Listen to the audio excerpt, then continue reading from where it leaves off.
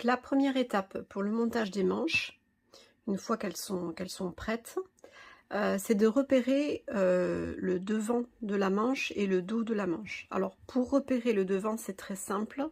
Sur le devant, vous avez 2 crans. Voilà.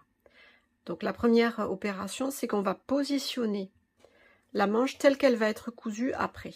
Donc là, j'ai l'endroit de la robe, le devant de la manche face au devant de la robe. Pareil de l'autre côté.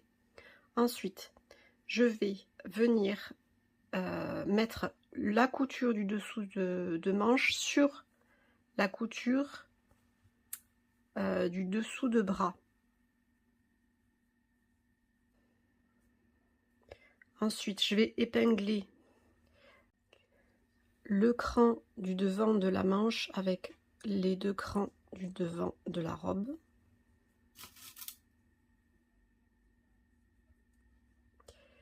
Et je vais repérer le cran de la tête de manche, voilà, qui est là, et je vais le faire correspondre avec la ligne d'épaule. Donc toujours endroit contre endroit, et j'épingle. Après, je vais de l'autre côté. Alors pour aller de l'autre côté, on passe par l'intérieur. Voilà, ce sera plus facile. Et je fais correspondre le cran du dos de la manche avec le cran du dos du vêtement. Et j'épingle.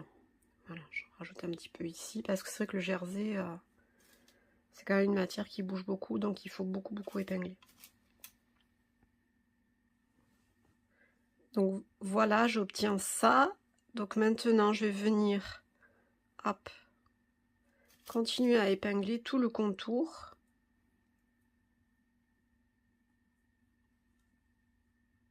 Jusqu'au cran des fronces sur la tête de manche. Voilà. Les petites fronces du haut, je les répartis équitablement sur la tête de manche.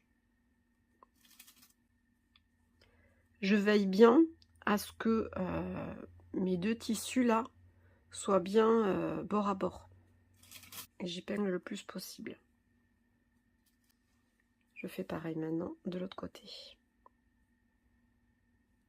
Une fois que j'ai tout épinglé, je vais pouvoir piquer tout le contour de mon emmanchure à 1 cm avec le point qui est adapté au jersey.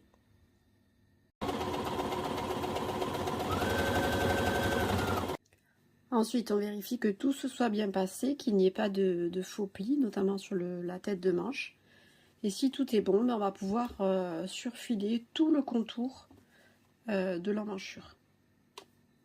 Alors, un dernier conseil avant de passer à la surjeteuse, faites en sorte que lorsque vous allez surfiler l'emmanchure, toutes les fronces soient vers vous, de manière à ce que vous puissiez bien les contrôler pour ne pas qu'elles repartent comme ça au niveau du surfilage, et que dessous vous puissiez aussi contrôler ce qui se passe. Regardez bien dessous qu'il n'y ait pas de faux plis, parce que vous avez un couteau sur la surjeteuse qui risquerait de couper votre manche.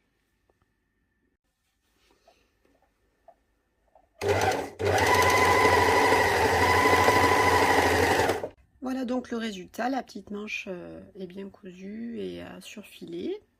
Ensuite, on va pouvoir venir surfiler aussi le bas de la manche, tout le tour, là. Et ensuite replier sur 1 cm et piquer à peu près à 0,7. Donc voilà le bas de manche que j'ai surfilé. J'ai rabattu sur 1 cm et maintenant je vais piquer à peu près à 0,7 du bord.